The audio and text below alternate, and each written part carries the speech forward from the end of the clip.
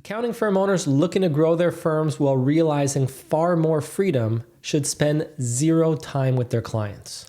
Because the more client relationships you can transfer to your team, the more you can focus on working on your firm rather than in it. But whether you're looking to get 100% of client work off your plate, or whether you're looking to just maintain the key relationships while transferring the rest to your team, in this video, I'm going to show you the 8 tips you need to move clients successfully off your plate so you can be focused on growth.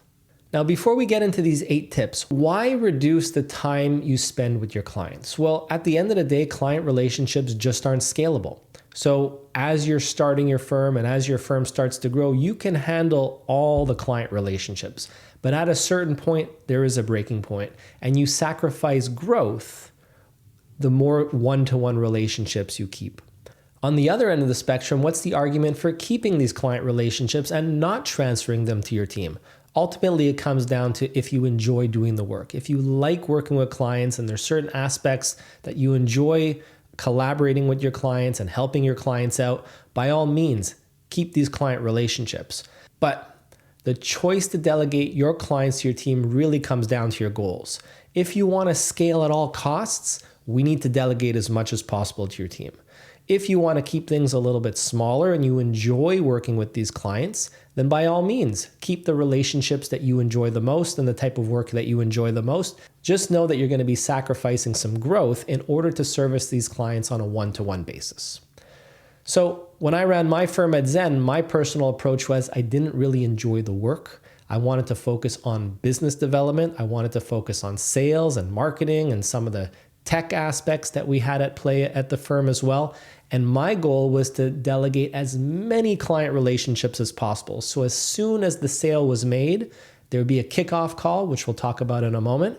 And as soon as that kickoff call was over, the client relationship was owned by the team, and only in very rare circumstances would things be escalated to me. That was my personal approach. But it's not a one-size-fits-all approach, and it really comes down to your goals. Now, some people hear that and they say, well, Ryan, if you transfer the client relationship to your colleagues, to your team, isn't there a risk that if those individuals leave your team, that the clients will follow along? That was really never a concern of mine. That really never played out. You know, we had a team, they liked interacting with the firm as a whole, and we never had instances of clients leaving because certain team members left. So that really wasn't a concern of mine. So with that now out of the way, how do you successfully delegate client relationships to your team? What are the things that need to be in place, and what are my top tips?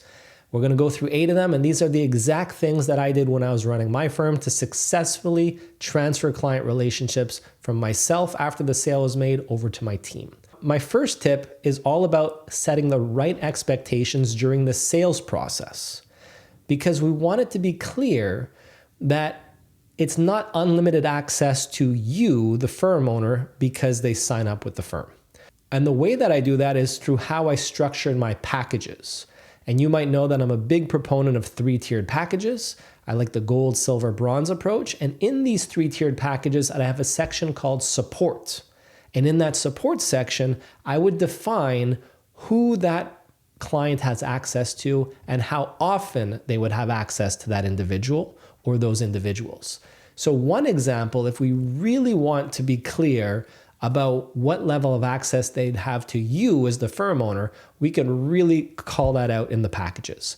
So what you see on your screen here, assume that this is a gold, silver, bronze package that we're presenting, and this is just the support section that we're seeing. And here what I'm saying, Ryan Lozana's support, you actually don't get that in the bronze. So you're actually not going to be speaking to me at all after you sign up. The support will reside entirely with the team. They'd have some CPA support, and then they have some bookkeeper support. By the way, this is just an example. We can slice and dice this however we want.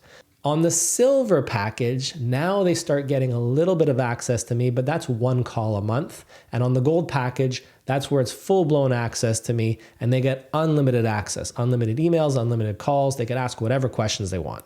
So this is how I set expectations. So let's say you're the firm owner, you want to make it crystal clear what level of access they have to you once they sign up with the firm. We do that through the sales process through our packages. If we want to call this out a little bit less, The other example is we can just say, you know what, you get advisor support. You get a limited amount of advisor support in the bronze, then we have some advisor support in the silver and full-blown unlimited access in the gold, and you get an accounting support manager, an unlimited access in all plans. Okay, so there's different ways that you can slice and dice this, but ultimately what we're doing is we're setting the expectations up front that you only get access to me as the firm owner in varying degrees, or perhaps not at all, depending on the plan that you select. Okay, so it's crystal clear at the outset. The next tip that I have that worked very well for my firm, and it's worked very well for a lot of other firms that I've helped coach as well, is to set up a key piece of technology that's going to allow you to centralize all client communications across your firm into one place.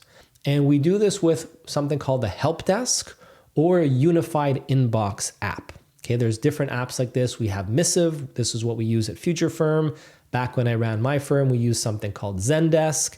There's also apps like Front. So it's a unified inbox or a help desk. Now, why do we want something like this? Because we want one single email address for all of your clients' questions that are going to be routed to your team, which your team can then triage. We don't want these emails coming to you. If the emails come to you, you might be tempted to treat these emails, and then the client relationship is residing with yourself. We want the client emails to be sent to one centralized place where the account manager or the bookkeeper or the accountant on the file is going to be handling support for all those requests. So you could have an email that's, support@yourfirmname.com. or help@yourfirmname.com. And they would be coached, your clients would be coached during the onboarding process to email this email address anytime they have a question. If it's a question about bookkeeping, if it's a question about tax, if it's a question about their apps, if it's a question about their billing, whatever it is, they would email this central email address and it would be automatically forwarded to their point of contact. So you can set up rules. When the client is onboarded, you get their domain, their email address, and you set up rules in the app that says, whenever this email is received from this client, automatically forward it to their point of contact, and then they will treat the email.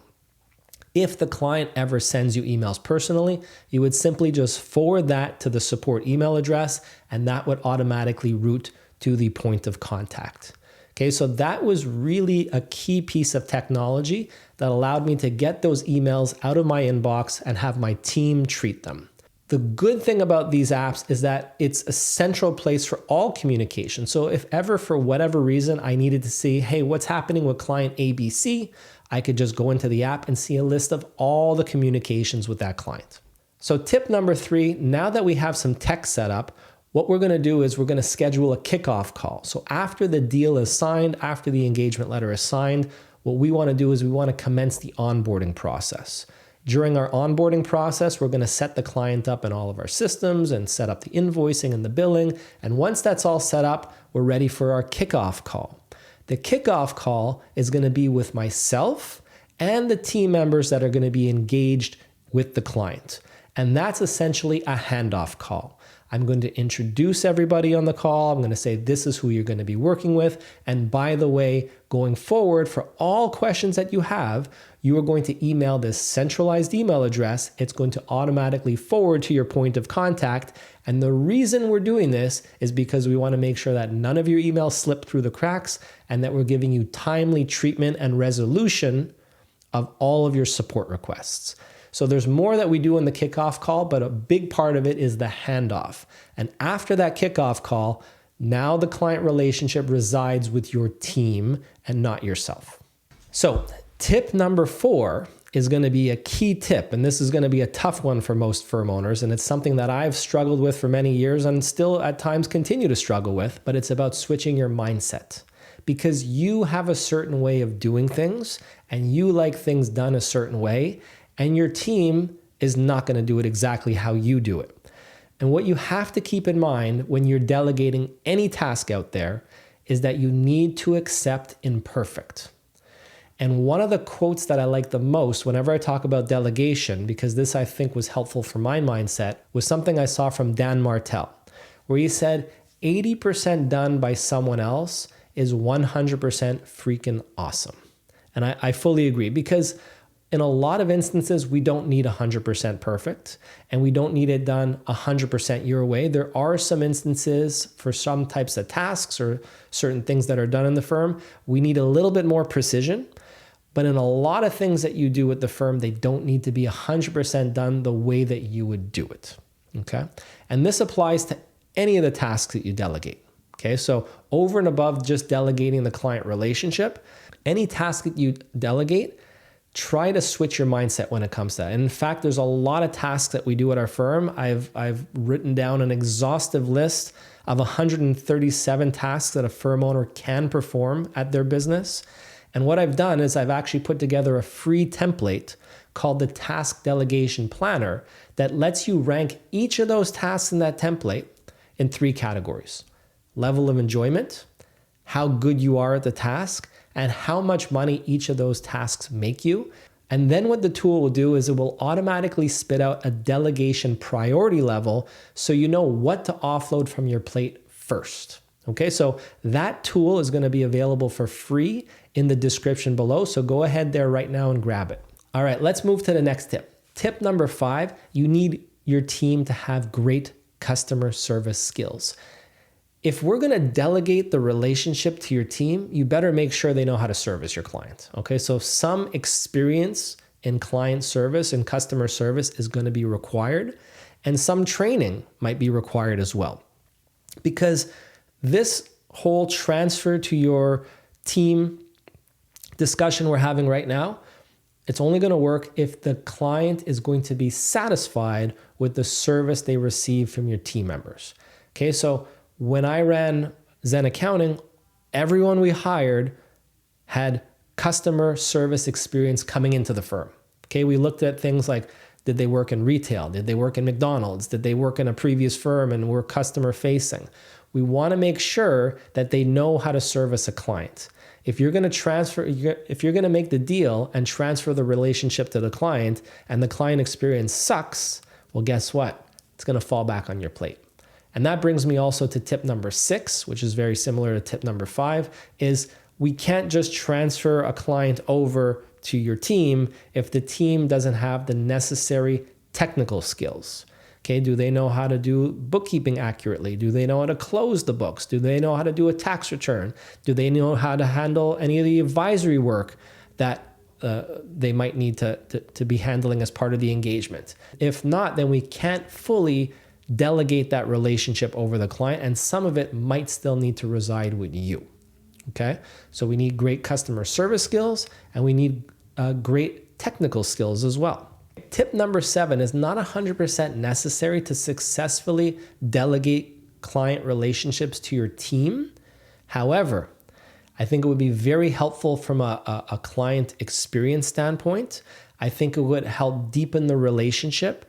It could help show that the team is present and proactive, and that would strengthen the bond that the client would have with your team, and then reduce the likelihood that things would flow back up to you.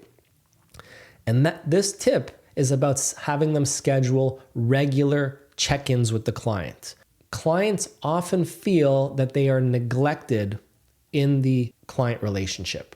So while the work might be getting out the door, what's often missing is just a little check-in email from time to time to see how they're doing, to see what's on their mind, to see how they're feeling.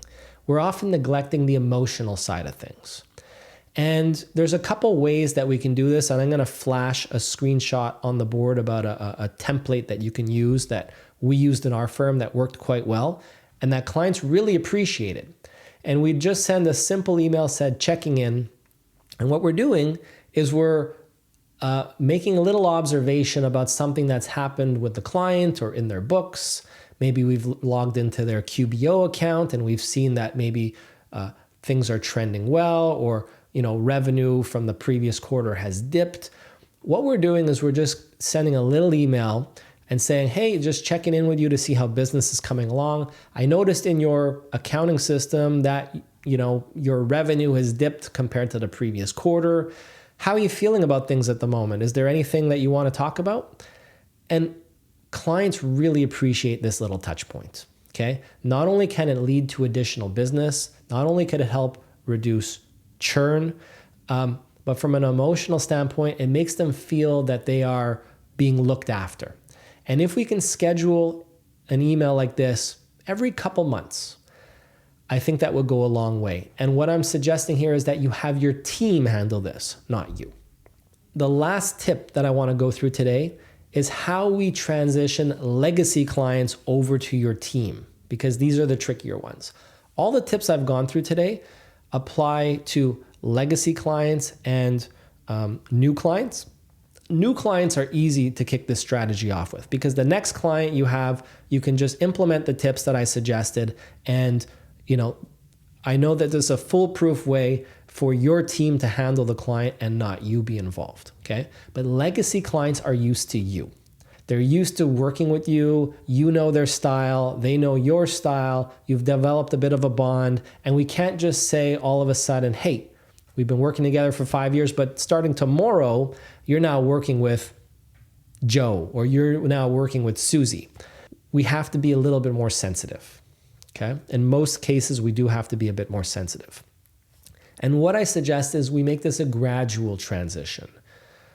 You start bringing your colleague in on calls, and you just introduce your colleague and say, hey, my colleague is going to be, sitting in on some of our calls, learning how we do things. And then they start maybe interacting on some of these calls.